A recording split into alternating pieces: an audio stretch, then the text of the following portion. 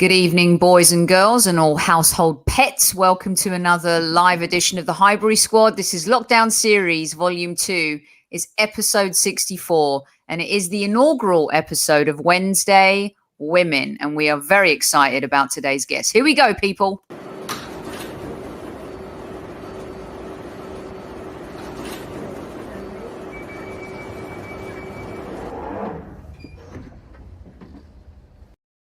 Okay, broadcasting earlier than usual today, and most of you will be listening to us on replay on the old Highbury Squad YouTube channel. Welcome back to the show, Princess Guna PG. Hola. Hello. Oh, it's been a good week, hasn't it, for you? Yeah, a little Sky Sports girl today. And you know what, though? The hair was way too flat.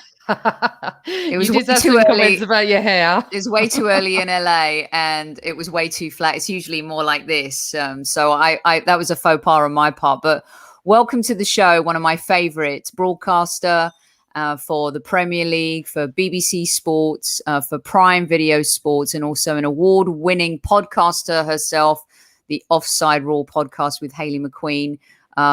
Lynsey Hooper, welcome to the squad. Yeah, ladies, hello. Thank you for having me. We're delighted. So lovely to see you both. Yes, and we're delighted that you're here. You are among many women who I admire. Women like you, Hayley, Jackie Oatley, Rebecca Lowe, our very good friend of our show, Alison Bender as well.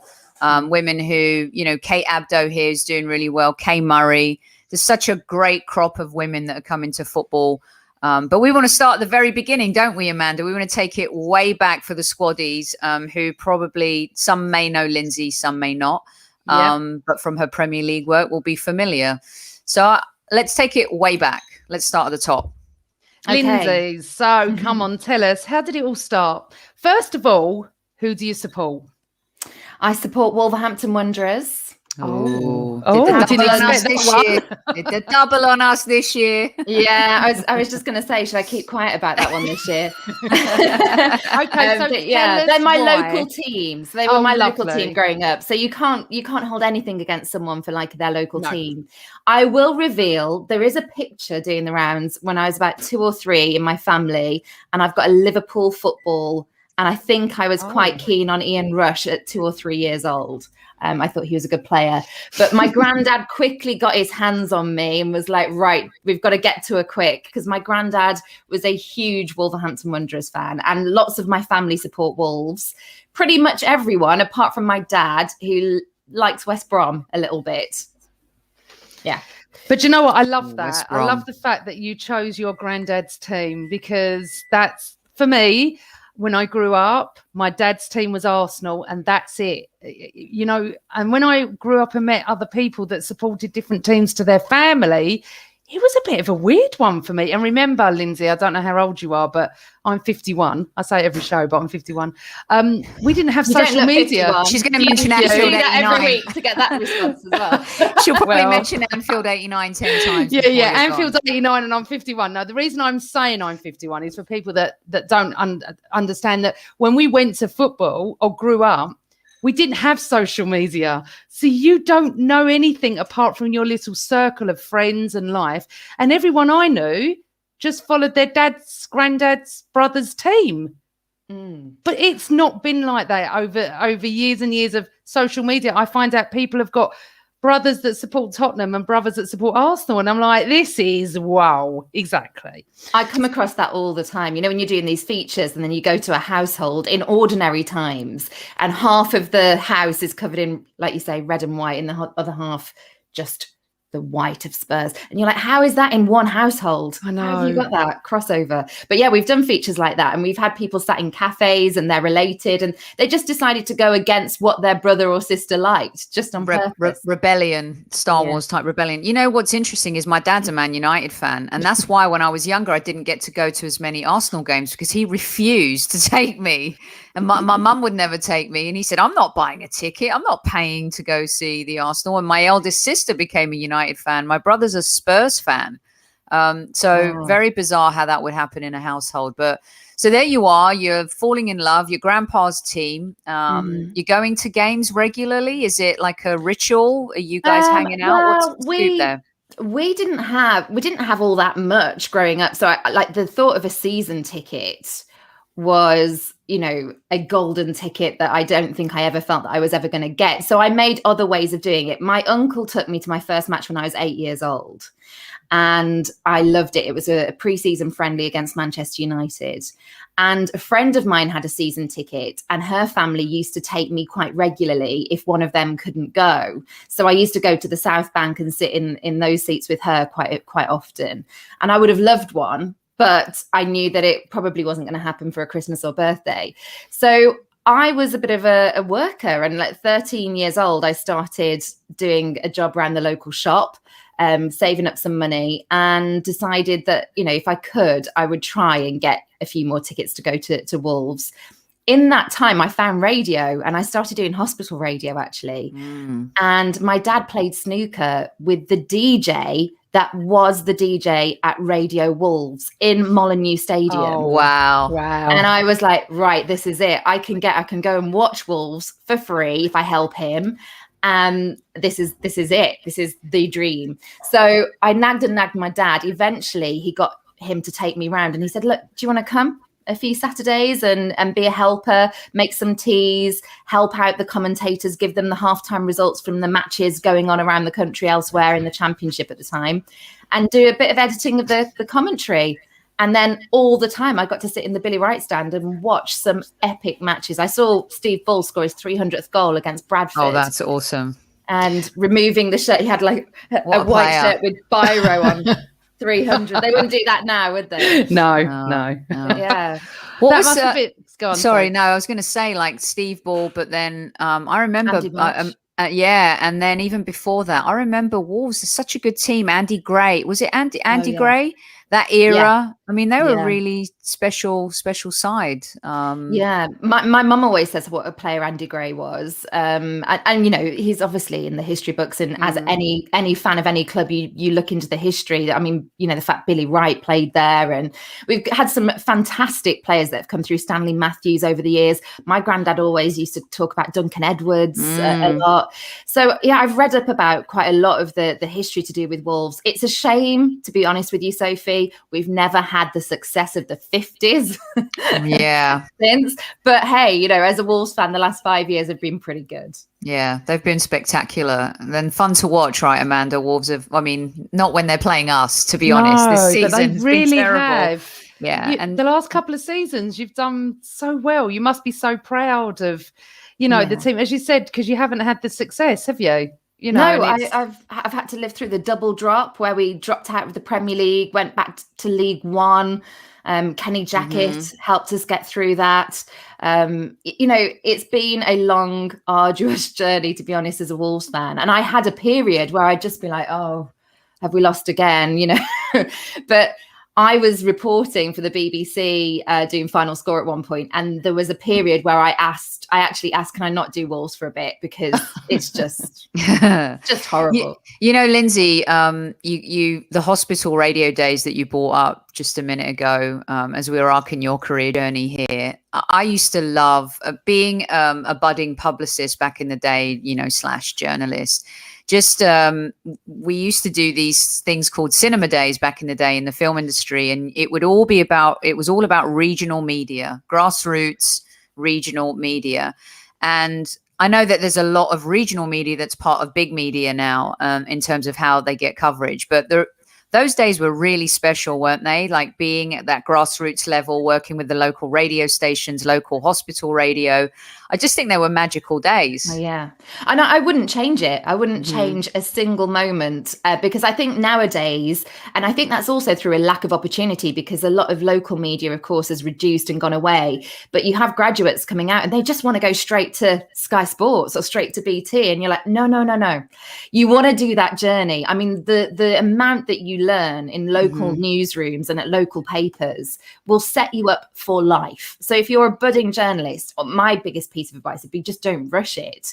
If you're in it for a career, then it's a long haul, isn't it? So try and pick up all those skills along the way. I actually did a bit of work experience at the Express and Star newspaper, and I was all set to go and join their scheme that they did to train up journalists at 18. And the only reason that I decided I wouldn't do that was if I got in at Loughborough University, which I did. So I went to Loughborough, but I was thinking, do I do this? Do I skip out the whole university part and just go and get my qualification and train with them? And the local media that existed in the West Midlands was all pretty much football mad. So I went back I did Central Sport. I did work experience there at one point when I was at uni. I went back and worked there and presented at the weekends. I did East Midlands Today for a while at the BBC. But yeah, in terms of a training ground and where you pick up everything you need to know going forward, the local media, as you say, Sophie, it's just a hotbed of talent coming through and being able to learn. Yeah. So can I just go back? So when you started your regional news and everything else, what was it like being female? Oh, hold that thought, because I'm going to play a special message that someone sent us. It's a message from Super Kevin Campbell, and then Lynsey can hop in after this. Hi, Soccer Diva, Sophie, Princess Guna, Amanda, and Wednesday Women. I hope the show goes well. And welcome, Lynsey Hooper. I know you do a lot of great work with the Premier League, BBC, Prime Video, etc. And your female podcast of The Offside Rule with Hayley McQueen and Kate Borsay. I don't really have a question. I just want you to have fun, have a great show, and be yourselves. Obviously, I know there's going to be plenty to talk about. And, you know, look, questions I could ask you, but I'm sure you're going to cover within the show. So I know how difficult it has been for women breaking into football. But as I said, I'm sure you're going to cover that in the show anyway. So have a great show. All the very best for the first Wednesday Women. And look after yourselves and take good care. All the best. Bye. What a man. He's the Honestly, best. he is the biggest advocate of female sports journalists everywhere. That's all what of you us. need, isn't it? You need your male allies. And, He and really that's what I is. found, you know. And I will come back to your question, Amanda. Like I often get asked questions about what it's like being a female. And of course, I've had stories to tell you, and I will tell you. But I think that's a great place to start, is that I've also had a lot of support. I've had a lot of male allies. Yes. And that started with my family all the way through my school life, all the way through into work. And I've had so many people build me up and big me up and help me and push me that, you know, I think it is worth saying that there's a lot of people out there that without them, you know, I wouldn't be doing what I'm doing. But yeah, it has been difficult at times. Going back to the very early days, I remember one of my first press conferences as a work experience. I went with a journalist from that Express and Star newspaper to cover a first football press conference. And the manager of that club at the time, I was sat there just observing, just watching, and asked a few questions at the back. And I have to say, this journalist that I was following was brilliant. He was really good at explaining why he was going to ask certain things. This is how the procedure goes. You know, these people ask the questions first, then they come to us. All the things that you want to know when you're there for the first time and you have no idea how it operates. Mm-hmm. And right at the very end, I'm 18, and the manager said to this journalist, "Oh, who's the bit of skirt that you brought with you?" I'm the only female in that room, and I'm 18. And I just thought at that time, yeah, you're having a laugh and a joke. And you know, credit to the journalist because he didn't bite. But I just thought, just to single me out in this room on my first one, I'm 18. You know, I must have looked pretty fresh-faced and doe-eyed in this wide world. And sometimes you think, well, that's it. That's what I'm signing up for, isn't it? Mm-hmm. How did you handle that? Because you're 18 and you're in a man's world as such at that time. I know how I would have dealt with it. Yeah. My memory of it, Amanda, is a bit sketchy. I think at the beginning, I think I probably just stayed quiet, actually. Mm-hmm. I think that's probably the truth. And I know that as I've got older, I've challenged things a lot more. So in my head, I want to turn around and say, yeah, I asked a question, or I said, I haven't got a skirt on, actually, I'm wearing trousers, whatever. But I don't think I did. I think I did. I think I sat there. It was my first one. I was just a bit impressionable. And I think I probably just thought, oh, right, okay, this is how it works. It's just like anything else or any other starting point in your career. You don't want to get off the wrong foot. You don't want to be blacklisted in any way. You have a vision and a path for what you want to do. And, you know, as women, we've definitely had to eat a lot of that. And I know guys who have had to eat a lot of, you know, comments as well. But obviously going into football, which is such a male dominated environment, even to this day, Amanda and I get the odd, you know, kitchen sink comments, not odd, but we get them, and they're still out there, and it's still prevalent. And so rewinding back to when we were first starting out, kind of an anomaly, right? Lynsey? Yeah.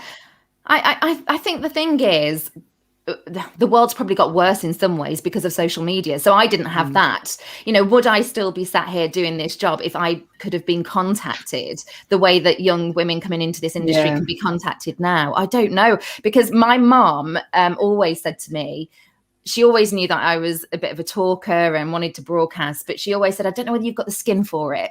You know, can be a bit sensitive, not sure you've got the skin for it. Interesting. Of course, that gets harder over time. I mean, it's like a rhino now. But I think maybe in a different world, or if it had been 10, 15, 20 years later, then, yeah, maybe I would have struggled a bit more.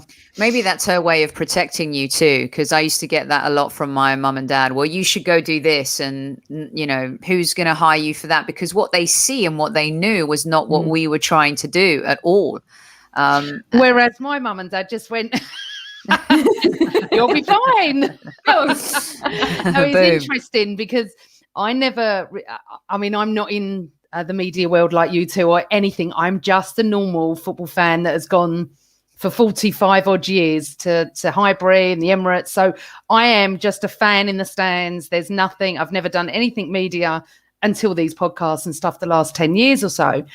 But so I never, ever experienced sexism anywhere ever, because growing up, everyone knew I was Arsenal. All the men would talk to me. I grew up in the area. I live in, you know, everyone knew me. When I went to work, I started talking about it. I think people meet me and after 2 minutes later, they realize I know what I'm talking about. I'm not just a fangirl as such. But I never had anything. Social media, at the beginning, it was really interesting because I was shocked. I mean, I'm in my 40s then, and all of a sudden I'm experiencing idiots, and I can handle it. I have no problem. I have the best meme, Lynsey, to send. I sent it to Alice. Send it to me. I'm going to later on Twitter, and you will use it every time some idiot says that. But I found that growing up as a female, and it was never like that. I was an Arsenal fan. It was never a female Arsenal fan. But I find that the media so, what's that word? Put you into, oh God, I can't. Buckets, pots, categories. You know, categories. Instead of saying Lynsey Hooper Wolves fan, it'll be female Wolves fan Lynsey Hooper. I don't see the need for it. You know, there are, I mean, obviously when I went to football in the 80s, there weren't many women. There actually wasn't. The World Cup changed all that. And then obviously David Beckham and everything. And now there's plenty of wonderful women that I've met on Twitter. I mean, her, for instance, that way. Sorry, I always get it wrong. I'm doing it now. Yeah, exactly. You never know which ways.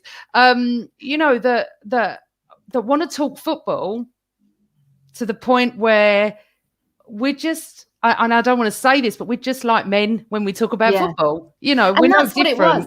And actually, it wasn't until I left my area where I was growing up that I realised that it was different. Because in the West Midlands, women love their football. They always have. Like when I was growing up, I used to go to my grandma's house, who my granddad had died many, many years before on the other side of the family. And she'd have Match of the Day on every single Saturday.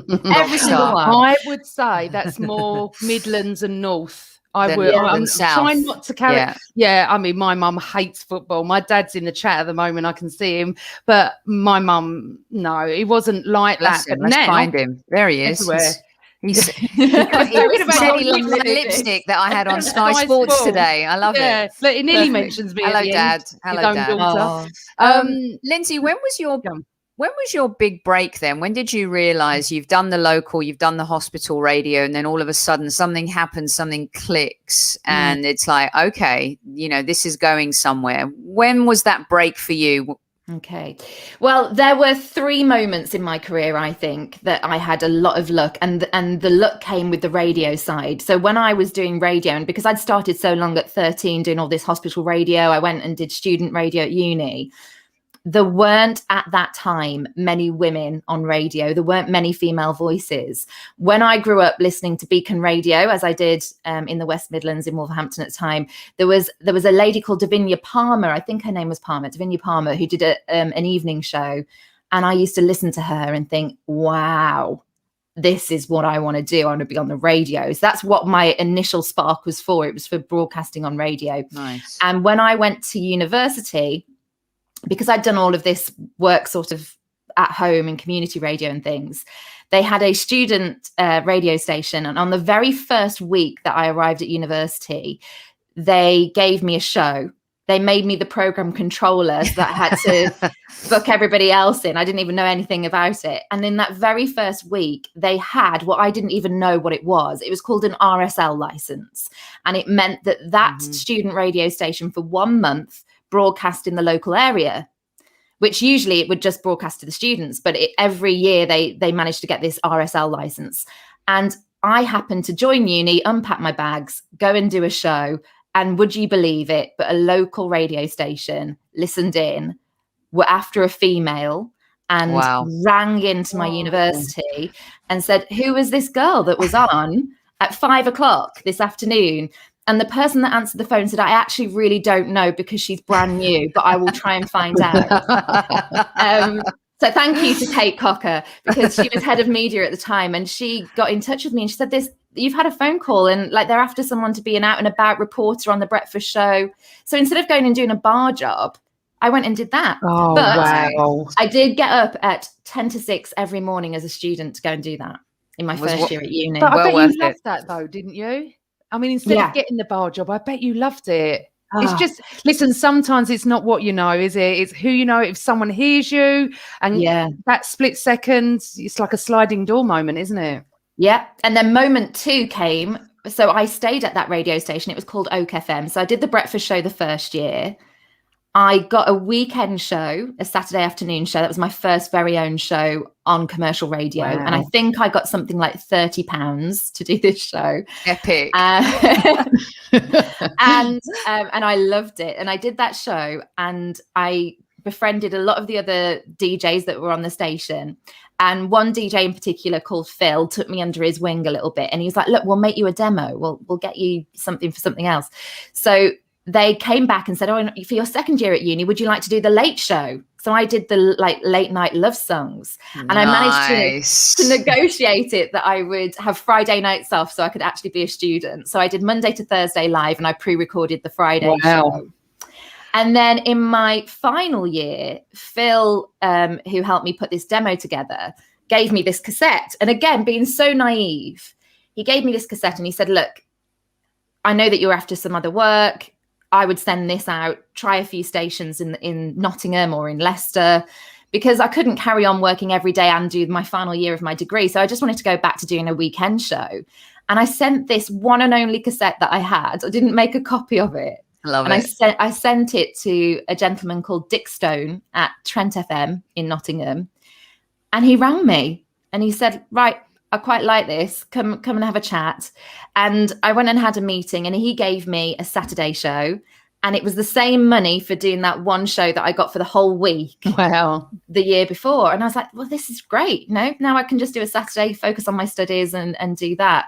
So that was my lucky break number 2. And my third one, I think, was the crossover from radio to telly. So I ended up quite a few years later, I was doing a sports results and classic hit show on Classic Gold. And they used to take lots of sport from, it was the equivalent of like IRN, but a company called Sports Media. And we had a sports journalist who come on and talk about football called Johnny Hart, very, very talented broadcaster. And he and I would chew the fat about football. And he could tell on this radio show that I love my football and we really used to talk about sports. He's like, why don't you come and do a few bulletins with us? Because they just purely did sport for stations around the country. And do you know, I don't think I even did that. I was probably the first female that they'd had. And I don't think I'd even done it for about 6 months. And Capital Radio gave me some work. And then I got my first TV job off the back of that. So I think it was those things. Yeah. I love those it. 3 things. I love that. That's brilliant, isn't it? Everyone, I love the stories and the journey because it's so part of the makeup of who we become. And, you know, the past chapters become what we want to write in our new chapters. And, you know, that grind that just makes you feel it, you know. There's a little of that today in a different way, but with some of the up and coming kids, it's a little bit different. The digital world's a little bit different. Like some of this old school methodology that we grew up with, you know, was just, I don't know. I love the grind. Did you love the grind, Lynsey? I mean, it's not easy, but to get where you are today and look back, you're doing stuff for the BBC, for Amazon, for the Premier League. I mean, you are front and center. I'll switch on my TV and there you are doing something for the Premier League. And it's just it's a wonderful thing to see. I do love it and I love the grind. And like I say, I wouldn't change it. Have I had times? I think we've all just got to be honest, haven't we, on these sorts of things where we all do it. We all look at the people that have had it a bit easier sometimes rather than looking even at the people that have had it more difficult. And I know that that's been both. You know, not everyone's had all the breaks that I've had. There are some people that have had more breaks than I did. And there was probably a period of my life where I got a bit tired. I'd been freelance for a long time. And I just thought, when is it going to get easier? And you know what? I've got 3 friends that are still my best friends now that I've known since I was 3 years old that I've grown up with. One of them works in charity. One of them works in the care sector. And one of them also works in media. And they'd all had it hard. And all of them, they turned around and they were like, look at how hard all of us have had to work. And I thought, yeah, that is not exclusive to me. The 4 of us have all had to work for every single thing that we've got. And it just made me think there's nothing unusual here. I'm surrounded by really good women that are all having to fight. So stop feeling sorry for yourself. Yeah, no, I get it. And I hear you. There's days where you just want to like chuck it in the bin, you know, and Amanda and I go back and forth a lot. I mean, we do this for our labor of love and, you know, we love football. We love talking about football. We love connecting with people. Before I jump to some questions, because we've got some good questions for you before we let you go in about, are you good for another 15 minutes? Yeah. Okay, good.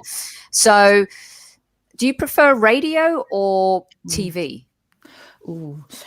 I think I still prefer radio, actually. Now, I say that through gritted teeth because I actually feel that sport is visual, isn't it? It's the most visual medium. And so I've loved my time in telly. I think it's because deep down, I don't think I can do TV all my life because of the things that we were talking about aging women. You know, your experience gets better, but the wrinkles get thicker. And that is just unfortunately the reality of it. So I feel like, because I feel in television, certainly not now, and certainly not any of the people that I work for or work with now, but when I started out, I felt I was judged on what I looked like a lot. And it isn't something I enjoy. If I wanted to be a model, I would have gone and tried to be a model, but I would have failed. So I always wanted to just be the girl next door. It's like you say, I always wanted to be just who I was from when I grew up, talking with my friends about football, the way that you are now. And it wasn't about, for me, the glamour or trying to, I don't know, be on the front of a magazine or anything like that. And I think there was a period when especially I think the 2000s, the early 2000s, where that was a lot of what the appeal was for women in sport, is that men had to like looking at you in order for you to get that job. Yeah. And I think that made me fall out of love with it a bit. Whereas with radio, because you are more anonymous and it's all about your voice and what you've got to say, and people are forced to listen to what your opinion is or what you want to say, rather than saying, oh, what's she wearing, or the hair looks a bit funny today, or whereas I witness that still, and I have to bite my lip because my own family do it. A woman comes on the telly, even this Easter weekend, it's like, oh, I don't like her earrings, or, you know, lipstick or whatever. And I think, well, don't do that with men. Like, let them just say what they've got to say, and let's hear what they've got to say. So I think if you remove the visual element, then it's interesting, you know, because that happens to Alex Scott a lot. You know, she'll be on Match of the Day and people will just comment on her clothes. Just listen to. But it was happening way before she even started. Of course. Yeah. But she's now become one of the main pundits, isn't she? Yes. Female pundits. Sorry, I must say that. And to be honest, she's far better than some of the men. Yeah. She does her homework, doesn't she? You can tell that she's really well prepared. Yeah. She lives and breathes it. She's played it at such a high level. I remember Alex coming through. She used to do loads of stuff on our podcast, The Offside Rule, which was also for us a labour of love for many years. Yeah. And she was always very adamant, I want to do this. And so she's done exactly the same word that you're saying, the grind to get there. Whereas I think there are some ex-footballers on the men's side that just feel like they've got a given right to be able to just whereas I think some of these women like Alex are showing them up to say, you know what, you actually have to do some work here. You know, Alex is one of those players that kind of crossed over from the women's game. And, you know, it really was only happening. And I've been in the US for a while now, as you know as well, Lynsey, and covering the US women's national team. And I remember being on the sidelines when no one really wanted to talk to them. And very few people knew who Megan Rapinoe was, and Abby Wambach and Alex Morgan. And, you know, I think people like Alex and who crossed over as well into pop culture, Hope Solo. But it was really the 99ers that started the true movement of women's football. What they were able to do for the global game and other federations then looking at, well, we could have this too. And obviously players like Marta from Brazil, who's Mia an Hamm. icon. And Mia, who's now a part owner in in Angel FC, Abby Wambach too. And then you get to like fast forward, and now you've got the WSL having a deal with Sky and the BBC, and now we're going to get to see it on TV. Amanda and I were going back and forth on the Arsenal women's game the other day, and I had it seamlessly broadcasting from my NBC app here. And she's like, well, where's the game? Where do I find it? And she's in England, right? So I think those things and that growth. Can you talk us through a little bit about what you've seen from the Mia Hamms of the world to now, and Arsenal women in particular, who I think have done a phenomenal job helping put the game on the map in England? Yeah, and they did, because they were the one team that everyone knew. When I started working in women's football, which isn't a lifetime ago, you know, but it's probably about a decade. And when I first started working in it, people, when I described that I was doing the show at the time was called the FAWSL Highlight Show. It was sort of like Match of the Day on the road. And when I described to people what I was doing, because they hadn't seen it, they'd be like, oh, Arsenal Ladies, which is what they were known as then. And they knew that they'd won pretty much everything there was to win, however many FA Cups. They knew all of that sort of stuff. They knew Kelly Smith, they knew Faye White, but they knew nothing else. And that was the people that had taken an interest. And the other people just had heard of Arsenal Ladies. And that was it. Now I speak to people, I think maybe off the back of Canada in 2015, certainly off the back of France in 2019. What a World Cup in terms of viewers. Brilliant. Yeah. And I think things like the She Believes Cup as well have helped, because I think when England wins something, suddenly there's a spike as well. If you're winning, then people start taking more of an interest. And then you talk to people, and some people that I've spoken to, by the way, that I think no way have they ever watched any women's football, and they will know 10 players' names. And I think that's a sign of where we've come from to where we are now.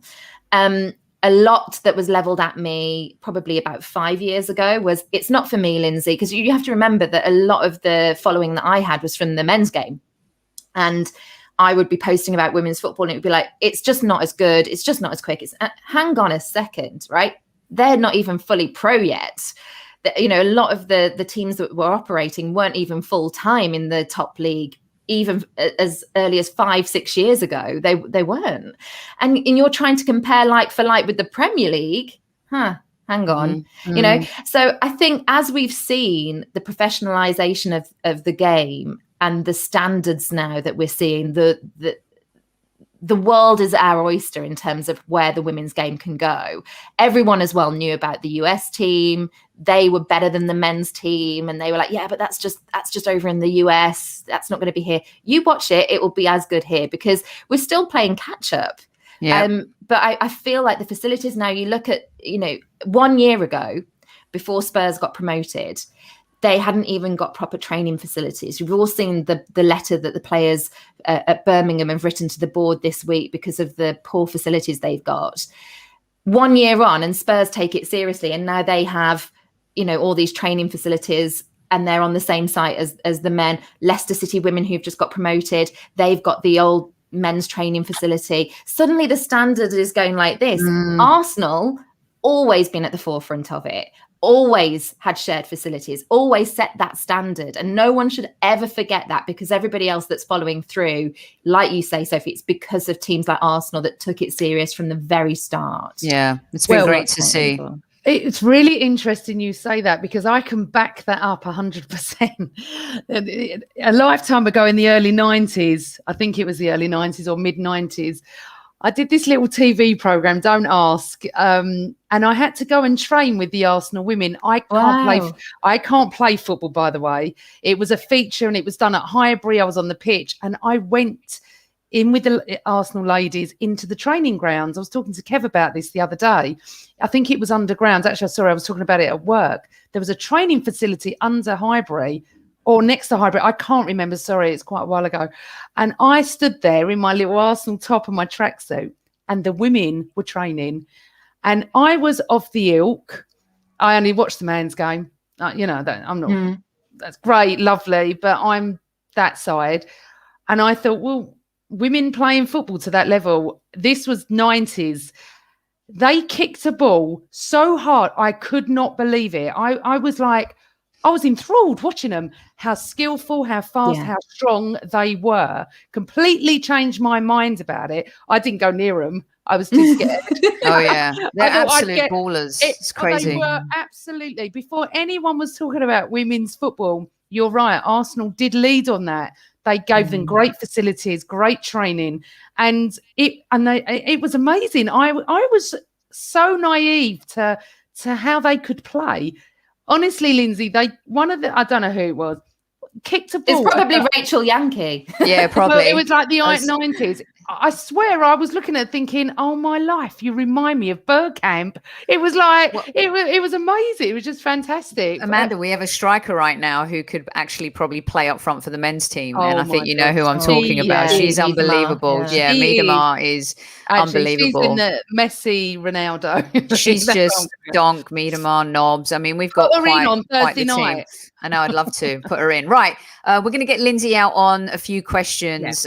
Been brilliant here. Sophie is a regular listener of our show. She started her own channel, Guna Gossip TV. And she says, hi, Lynsey, what advice would you give young people that want to get into football journalism? Fantastic show, ladies. Thanks, Hi, Sophie. Thanks for the question. I think that there are so many avenues now. If you want to be in football journalism, and we're just discussing it, look at how many women's teams, how many lower league teams there are that all need media, social media, digital media. They need articles writing. They need people doing their TikToks, or they need someone doing an Instagram or Facebook Live. I think that that's a great way in. I think if you've got a local team, because also I am aware as well, and I was there, I couldn't really afford to keep doing everything for free all the time. So try and pick something local. But I would write to people and just ask, what can I do? Can I start off making tea? Can I just help? Can I do your social media for you? And go from there. But there are so many different clubs now that would love to have more of a digital media presence. It costs, and sometimes they can't afford it. So that's a way in, I think. Here's one for you from Mark. Lynsey, is your salary equivalent to your male colleagues in the sports media industry? I think he's given the example here. The movie industry has an unlevel pay bias to male actors, and having been in that industry for like 25 plus years, it Julia Roberts and Sandra Bullock helped straighten that out. But what's your answer here for Mark? It hasn't always been, I suspect. But right now, I think it's as close as it's going to be. I can't say for definite. I am not privy to all of that information. But I imagine, certainly with the BBC, Prime Video and Premier League, that is just a set rate, whether you're male or female. I did have it in my career. I've told this story before, where I was at ITN many years ago, and I was selected to do some work for a World Cup, the South Africa World Cup, presenting. And I think at that point in my career, I'd maybe got about 5 years professional broadcast experience. And there was a lad that had come straight out of university, and he got a great personality, was really great, but had very little experience. And he was given a similar role to me. It so transpired, I ended up presenting this show on my own, whereas he was a co-host, so I probably even did more. And one day I walked in, and an invoice had been left on my desk for this lad, and he was getting paid more than me. And I just thought, what? I've done 5 years. He's out of uni. I'm hosting this show on my own. He's a co-host. Wow. So I did pull the guy to one side, and I said, look, the boss at the time, I didn't want to see this. It was left on my desk. It's not something that, I feel comfortable talking about, but I'm disappointed. I'm disappointed that I'm not on more, let alone the same, because you told me you had zero budget and zero money and all these things that they say. And do you know what? He said to me, you've got 2 minutes to make up your mind whether you want to do the rest of the shifts or not. And let me know. But it's none of your business what I pay someone else. Fine, okay. So I went and I took 5 minutes, and I sent a message, and I knew that he had 3 daughters. And I just said, I'm a woman of my word. I agreed that rate when you offered it me. I'm disappointed by this. And all I will say is I'll stick to those shifts, but I hope that one day in the future with 3 daughters, you never have this in your life.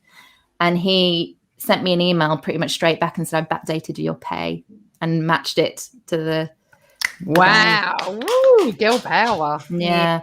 But speak up. I was shaking. I was so nervous. Yeah. I think he made me realise about the fact that he had daughters, and he didn't want his daughters to go through this. And it just takes someone to change, doesn't it? And it just has to have a domino effect. But I just saw a really good question. I'm not sure Sophie can see it. I've got the disparity with UK pay and USA pay. Is there a difference for women like Rebecca Lowe and things like that? Oh, well, I would say that I would say they're better paid. I would, but that's she's just the face of the league out here too. So you could say she's the Gary Lineker out here for the Premier League. And now you've got Kate Abdo, who's doing CBS stuff, Champions League. I mean, yesterday's the stuff that went viral in England came from the broadcast here, with Micah Richards and Jamie Carragher arguing about the Dortmund disallowed goal, and Alex Scott was on the panel too. They do a great job. And then you got Kay Murray smashing it, doing the Bundesliga. I mean, Kate was like 9 months pregnant, 2 weeks before giving birth, and she's doing, the Klassiker reporting and hosting and everything. So it's a little bit different, isn't it, Lynsey? I think, in a sense. But the thing that I love about over in the States as well, and Sophie, you can confirm this, but it feels like there are older women on screen. It does. Yes. Yeah. And they are glamorous. I mean, we all know that you have to have a certain TV look, I suppose. You've got to be presentable. But I am always astonished, because people always think, especially you say LA, and you think that, that must be a real turnover of younger and younger. I'm like, no. In the States, they really do champion the experience. It's such a great point, because here on ESPN, when they do basketball and NFL, they've kept with people like Michelle Tafoya, who's definitely older. She was covering the game even when I moved here and has been covering it for a while. Rachel Nichols for a while. There's a lot of women doing the sideline reporting. And you're right, Lynsey, the age discrimination seems to have, I'm not saying evaporated by any stretch, but they are getting their shot, and they're also getting their shot to commentate. You have females now commentating on basketball games, college football games. So I do think the US has done quite a bit to help, the women's sports movement move along in the right direction for sure. Someone wanted me to ask you this, and I had it, but I think I may have lost it now. I'll just ask it anyway. Seeing what Nuno's done at Wolves and the patience and everything that he's kind of built, the support he's been given by the owners especially, they're asking you, do you think Arsenal fans should have a little bit of patience and think Arteta can do the same? I thought that was a good one to throw at you, considering you cover all the stuff that you do. Yeah, it's interesting because I've read reports this week, and of course you never know how much truth is behind them, that, there's a segment of the dressing room that's been lost there. But I think he should stick to his guns. I think he has got a clear vision for how he wants Arsenal to play. And I guess one of the puzzling things as a football journalist right now is that Pierre-Emerick Aubameyang doesn't seem to fit into that vision, right? Yet he is the top paid footballer at the team. He absolutely can bang in the goals, Connie, if he's played in the right position. And I think a lot of people, perhaps outside, think you would revolve a team around him right now. But of course, that isn't going to get you longevity for the next 5-10 years of whatever the plan is for not just Arteta, but for the club and the owners and what they want to achieve. You've got to have a plan. And that's something that Nuno and Fosun have done since day one at Wolves, is that they have had a plan. They've sat down together and gone, this is what we want to do by 5 years. This is where we want to be in the next 10 years. And I imagine that conversation has happened. And I think, given the way that Arteta has started in this job, I don't think there's any reason to think that he can't get there. It doesn't happen, of course, overnight. It is a huge club, and that's why he's got a lot of attention on him. But if you finished in the Europa League again, or if you won the Europa League, I know that the ambitions are much higher at Arsenal, but there has to be a strategy in place to get there. And I think with Nuno, it did. The only problem is with us, which wouldn't happen at Arsenal, which is why I think if you gave Arteta the time, you probably would reap more of the rewards, is that you're a big enough club that you can hang on to the talent that you bring through and that he nurtures.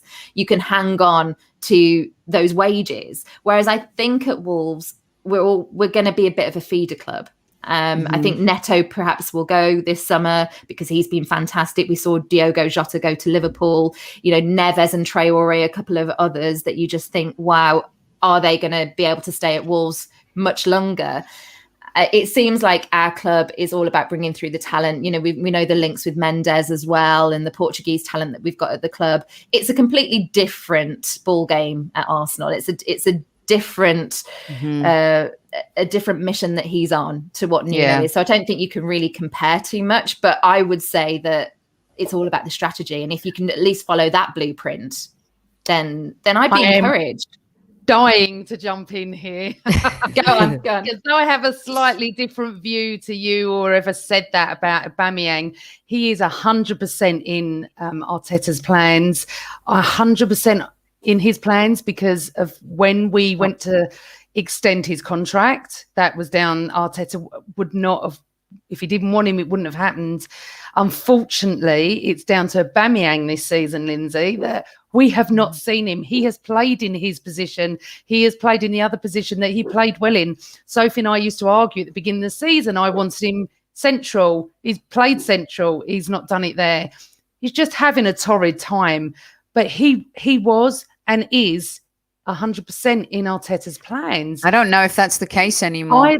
I believe that. Well, at the moment, he is. He's still playing him. Let's see. Okay, well, I'll pitch in with another thought then, Amanda, to see what you think about that. I don't think being captain suits him. No, 100%. I think take the captaincy away and he can focus on what he does. I don't think he's a sort of player that needs a captain around him and he can just go and do what he wants to do. He doesn't need that extra responsibility. But you know what, Lynsey? I don't know why he was made captain. No. I really don't. He's never been a captain. Even if you took it away from him, it wouldn't make any difference. He doesn't act like, I'm sorry, but he doesn't act like a captain now anyway. We've had more captains. David Luiz is more of a captain than Aubameyang will ever be. It's upsetting because, honestly, he was phenomenal last year. It has been a massive downturn in goals, in effort, in passion, in everything. Now, obviously, we all know that he had family issues, and that's, obviously we take all that into account. But previous to the family issues, he wasn't playing well. He hasn't played well. And I don't know the answer. If I'm honest, I don't know the answer. I wanted him months ago. Kev, I and Sophie on here a lot. I'm arguing with Kevin saying he's got to be benched. He's not given us anything. I know he's the biggest earner in our club. I know he's the best striker in our club. But what do you do, Lynsey? We need to win games, and we're not.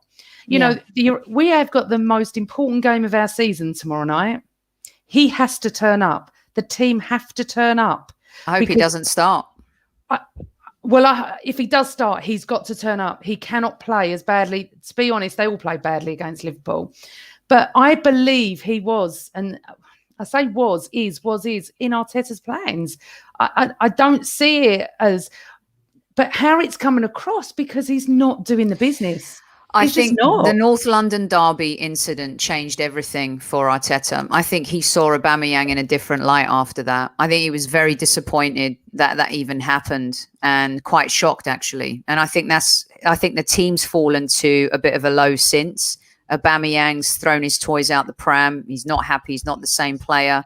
You hear Gary Neville's comments about a new mafia emerging at Arsenal. We just got rid of the mafia in January, the clique. And now Gary Neville, Lynsey, a player who's seen a lot in his career, is talking about, man, those guys, they had another agenda against Liverpool that night. That's really worrying. You don't want to be dealing with that again if you're Arsenal Football Club. No. And those things that go on at player power, I mean, we've talked about it endlessly, I think, on very many shows over the last 12 months about the way that players can dictate a dressing room now rather than the manager. I do think in this case, it's an attempt to try and put Arteta at the forefront of everything. That's the way that he wants to manage.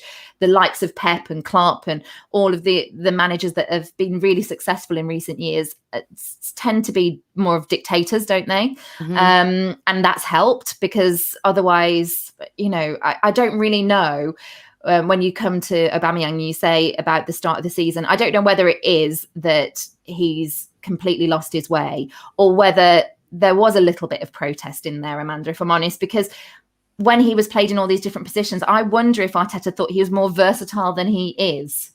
But I honestly think you can't deny that he has been played in different positions. He hasn't just played down the middle, has he? He's played out on the wide. And I just think that maybe that's all he wants to do, is just be down the middle, and that's fine. There are other issues, and I think when things have been tampered with and he was trying to find his way, which team was best, who was going to play where, what I think that he didn't think would emerge is the likes of Smith Rowe, Saka, how fantastic they've been. He's got a bit of a problem on his hands now, juggling that talent with some of the older talent as well, and the more experienced and the bigger voices in the dressing room. And I imagine Arteta's a bit torn, because if you keep those younger players coming through, he can handle those really well and keep them happy. And if they've got enough talent, does he say, like you've indicated, Sophie, does he just rest Oba for this next match? Does he say, let's go with these, let's have Smith Rowe at front and centre, Saka, Martinelli, Martinelli. We've got fantastic figures. We've got some great kids. Saka, ESR, Odegaard, Martinelli. You got the problem.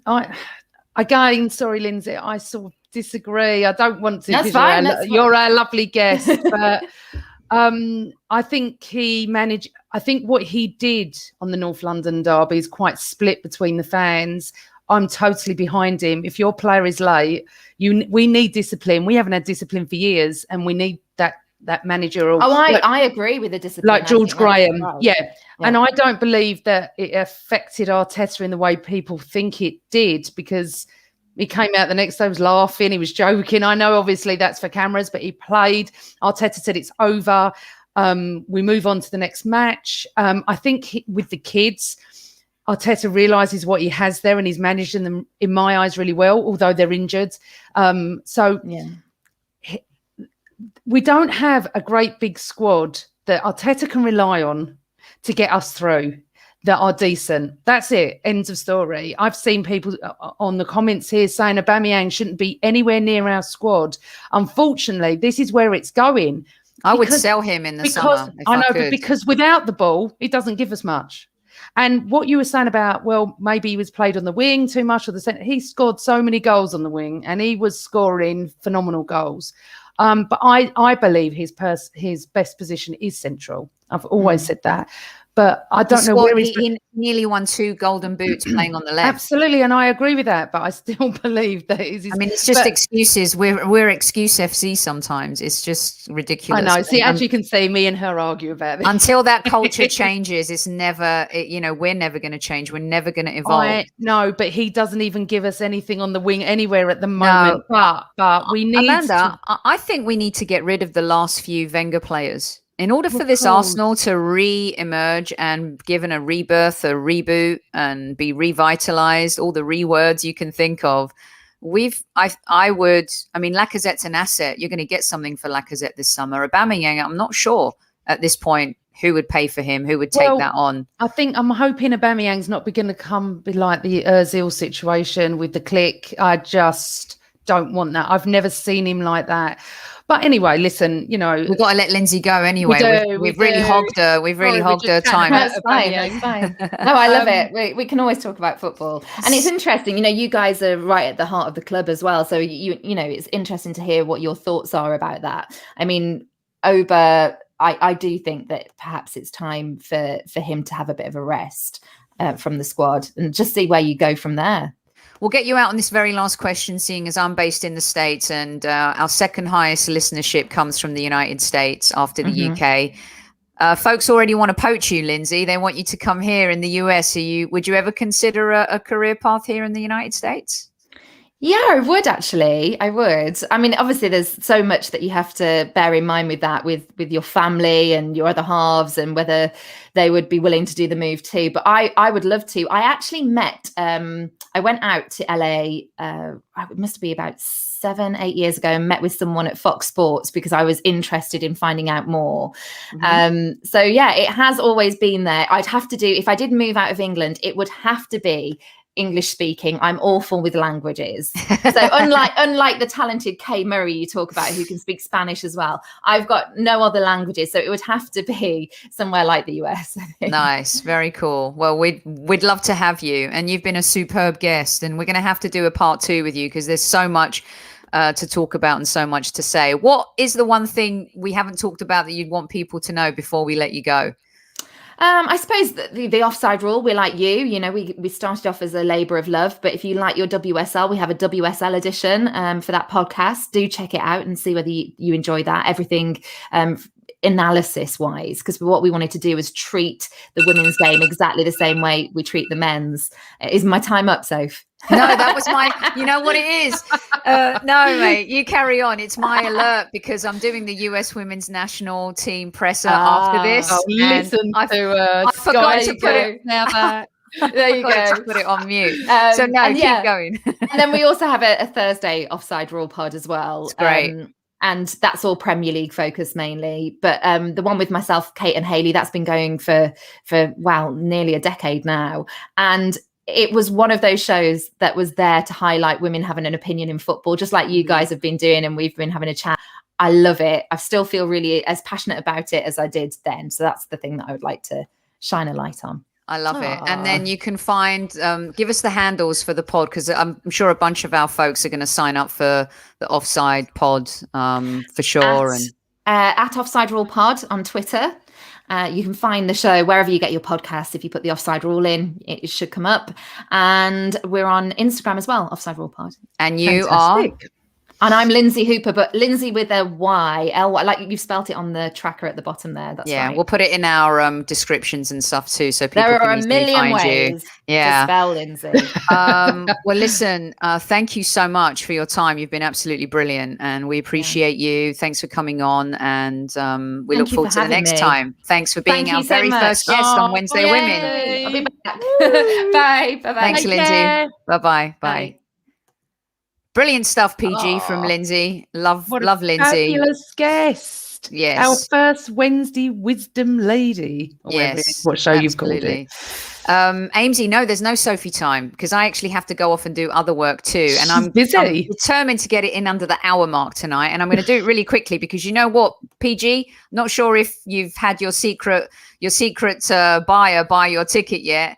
It's the Martinelli shirt. It's the future Arsenal but seriously, Hall of Famer. Soph, can you imagine how much that's going to be worth in years to come? Because we know he's a superstar in the making.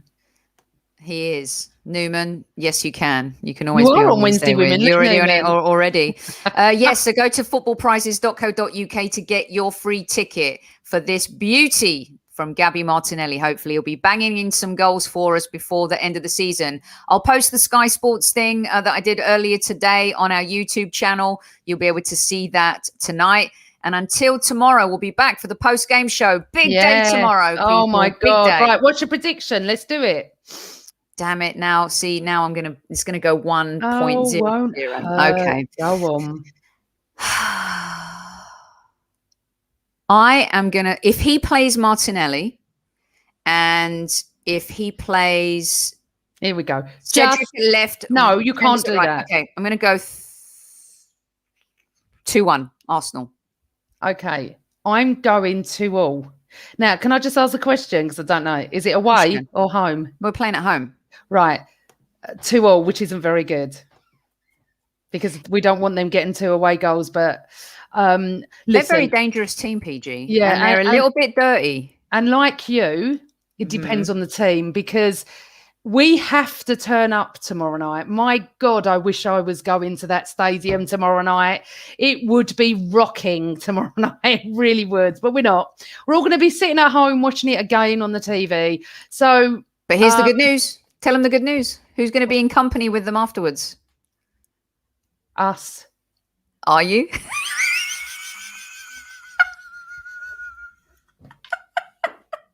What are you talking? I'm completely lost. She has thrown me because she's gone over the hour. Who's going to be in what? I've been up way too early. Oh, I wasn't because I wasn't sure if you were going to be able to do the show tomorrow. I'm going to do the show tomorrow night, and we have a special guest on that's coming on with us straight away. We will be on 5-10 minutes after the final whistle. Come and join us then. Also, really, really, really check out Sophie's interview on Sky Sports today. She's going to post it to our channel and everyone share it because she was absolutely superb. Thanks, babe. Very proud of her. She's first brilliant. person to phone me after the segment was. Yeah, I was like, I'm ringing PG up. tips. PG right tips. Boom, boom, boom. And yeah, go and check that out as well. She was brilliant. That's it. Listen, we have to win tomorrow night. We have to win, or we cannot lose badly because I'm actually quite pleased we're going their second leg away. We will discuss this. I know you have to go. Thanks, everyone, for joining us. Lynsey was just fantastic as a guest. As Sophie said, me and Sophie, unfortunately, Kev's not around tomorrow night, but me, Sophie, and another guest will be on. And remember, support your team, get with it. Always Arsenal.